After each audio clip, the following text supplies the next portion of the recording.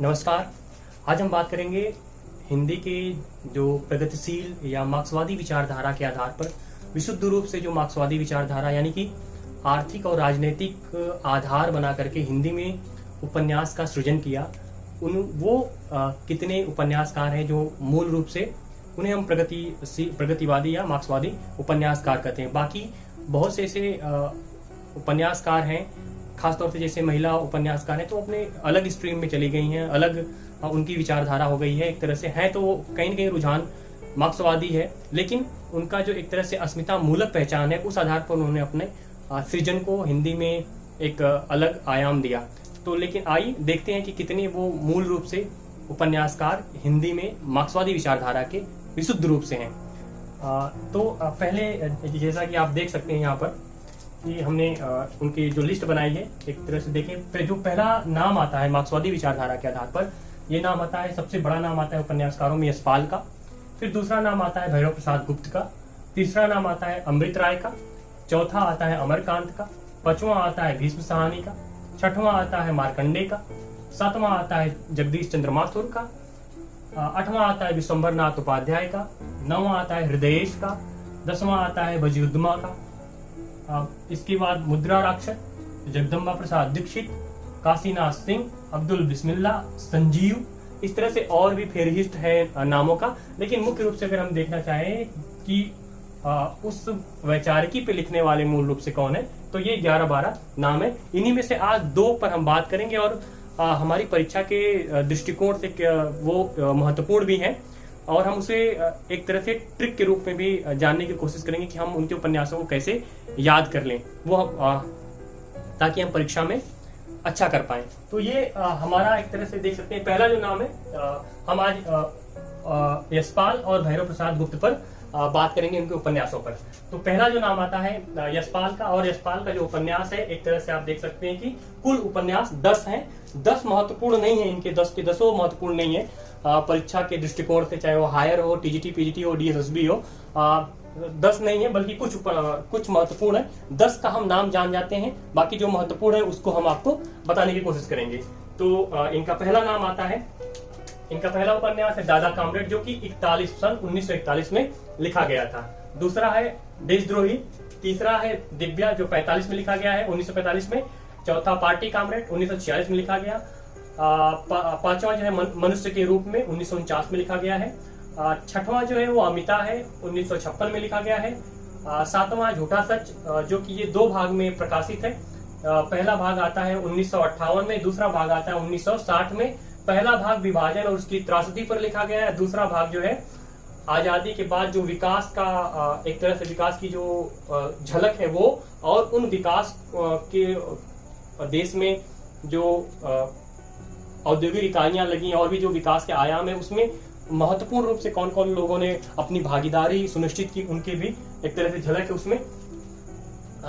8वां जो उपन्यास है इनका 12 घंटे, 1962 में प्रकाशित है। 9वां इनका उपन्यास है क्यों फंसे, 1965 में है। और इसके साथ साथ हम जो अंतिम इनका उपन्यास है तेरी मेरी उसकी बात, 1974 में ये हमारे सामने आती है। स्वाधीनता के आंदोलन पर लिखा गया ये उपन्यास है।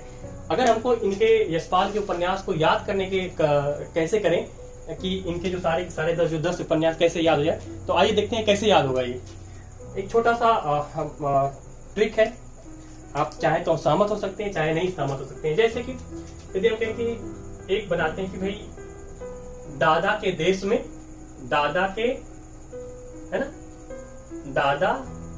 दादा के देश में दिव्या पार्टी बनाती है मनुष्य के रूप में, और उसका जो सहयोगी होती है वो अमिता होती है। ठीक, दादा के देश में दिव्या एक पार्टी गठित करती है, और वो पार्टी कैसी होती है, मनुष्य को रूप में। और इसकी जो सहेली है दिव्या की, वो है अमिता। अमिता जो है इसके सहयोगी के रूप में आ जाती है। जब ये पार्टी गठित कर लेती है दिव्या, दादा के देश में दिव्या जब पार्टी गठित कर लेती है तो मनुष्य को रूप में, तो दिव्या क्या करती है, वो भी खाली बैठी रहती है, वो भी क्या करती है, यहाँ पे आकर के इसकी पार्टी में शामिल हो जाती है, कहती है हम भी सहयोग करेंगे अमिता। लेकिन वो कैसे आती है, बहुत खुले मन से नहीं आती है, बल्कि झूठ तौर पर आती है, अंदर से उसका मन नहीं होता है, लेकिन वो लाभ कमाने के चक्कर में अपना कुछ सोच समझ के आती है भाई कि हमारा भी लाभ हो जाएगा, तो अधमन से या झूठे मन से आकर के यहाँ पे इसका साथ देने की बात करती है अमिता। तो यहाँ पे झूठा सच हो जाता है दोनों।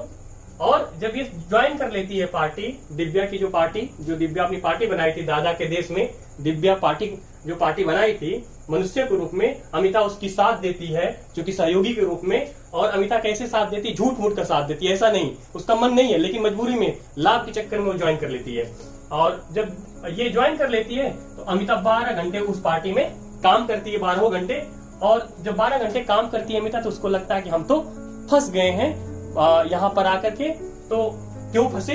इसके साथ साथ जब फंस गई होती है तो ये इधर उधर की बात करती है अमिता, इसका मतलब तेरी मेरी उसकी बात करती है। तो एक बार फिर यशपाल के उपन्यासों को समझने के क्रम में कि कैसे याद हो जाएगा कि भाई दादा के देश में, दादा के मतलब दादा कामरेड, देश में देशद्रोही, दादा के देश में दिव्या एक पार्टी बनाती है मनुष्य के रूप में, अमिता उसकी सहयोगी होती है, झूठ मूठ के 12 घंटे काम करती है। जब काम करती है उस पार्टी में अमिता, उसको लगता है कि हम फंस गए हैं, और जो फंस जाती है वहां पर जाकर के तो एक तरह से इधर उधर की बात करती है, तेरी मेरी उसकी बात करती है।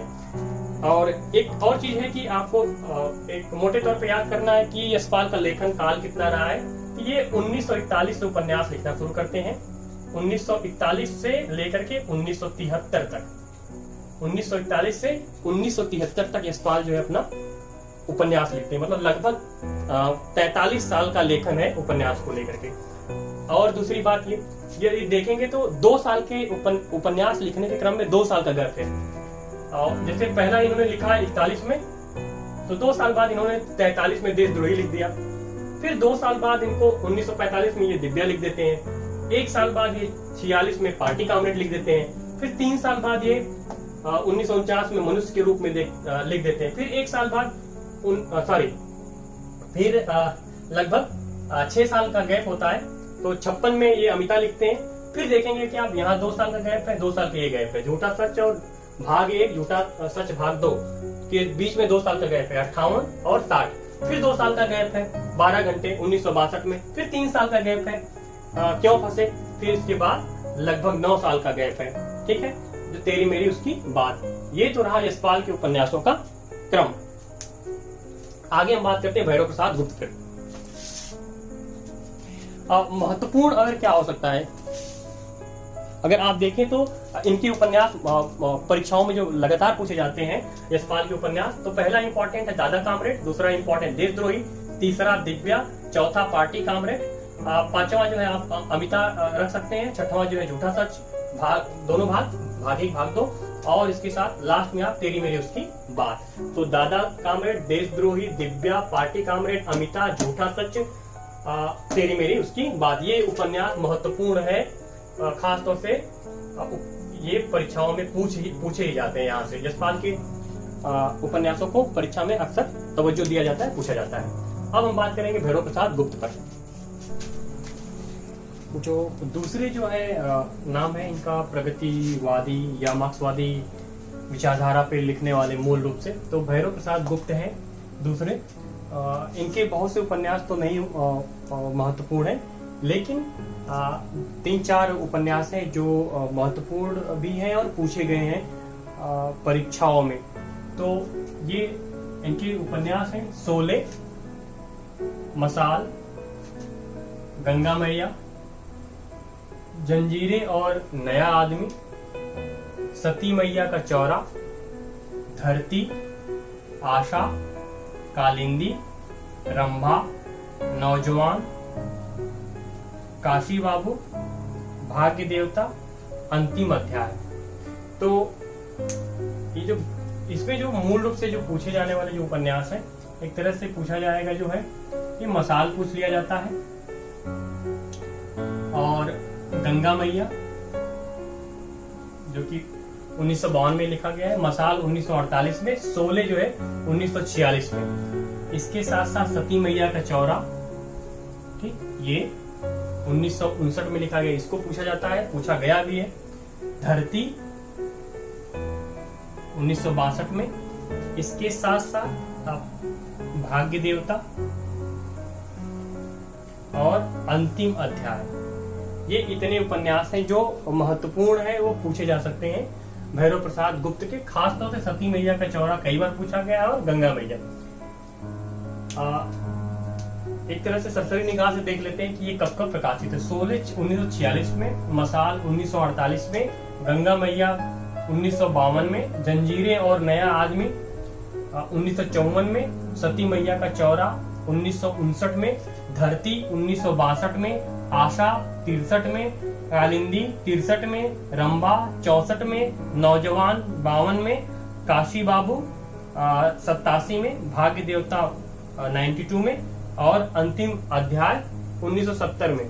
अंतिम अध्याय उपेंद्रनाथ अस्क के जीवन पर लिखा गया है, जो कि भैरव प्रसाद गुप्त द्वारा लिखा गया ये उपन्यास है।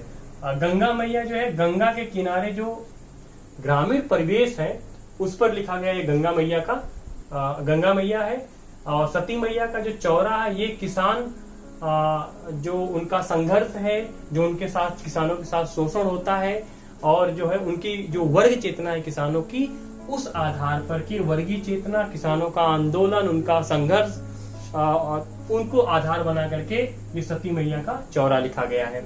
और भाग्य देवता, इसके साथ साथ अंतिम अध्याय उपेंद्रनाथ अस्क पर लिखा गया ये उपन्यास है उनके जीवन पर। तो ये महत्वपूर्ण हो जाता है, इसको पूछा जा सकता है। तो अगर बेसिक रूप से देखा जाए तो कितने उपन्यास इनके पूछे जाने योग्य है, तो वो एक है भाई, शोले भी ले ले, शोले, मसाल, गंगा मैया, सती मैया, धरती और सती मैया का चौरा, धरती, इसके साथ साथ भाग्य देवता और अंतिम अध्याय। याद करने के रूप में ट्रिक इसका कोई नहीं बन पाया है लेकिन इसके साथ साथ यदि आप देखना चाहें तो इनके जो शीर्षक है उपन्यास के, खासतौर से वो फीमेल जेंडर के रूप में है। जैसे एक आप देख सकते हैं यहाँ पे एक गंगा मैया, सती मैया, 2 फीमेल नाम, गंगा मैया, सती मैया, धरती 3 फीमेल नाम, आशा, कालिंदी, रंभा 4, 5, 6 ऐसे शीर्षक हैं उपन्यासों के भैरव प्रसाद गुप्त के, जो भी वो फीमेल जेंडर के रूप में है। तो आप याद कर सकते हैं इससे भी, गंगा मैया, सती मैया, धरती, आशा, कालिंदी, रंभा। इसके साथ साथ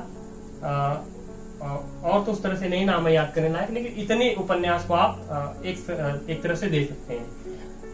फिर अंतिम अध्याय, जो कि आप ये महत्वपूर्ण हो जाता है भैरव प्रसाद गुप्त के। तो आज बस इतना ही। 2 लोगों का प्रोग्रेसिव जो नॉवलिस्ट हैं खासतौर से, या मार्क्सिस्ट जो विचारधारा है उस पर आधारित होकर लिखने वालों में से ये 2 नाम आज हमने 2 उपन्यासकारों को हमने पढ़ा। एक जो पहला जो है कि यशपाल को पढ़ा और दूसरा जो कि अभी भैरव प्रसाद गुप्त के। अगले अध्याय में जो हम पढ़ेंगे अमृत राय को, अमरकांत को। यदि ट्रिक बन सकता है इनके उपन्यासों को लेकर के, तो उस पर भी बनाने की हम कोशिश करेंगे। तो फिलहाल नमस्कार, फिर मिलते हैं।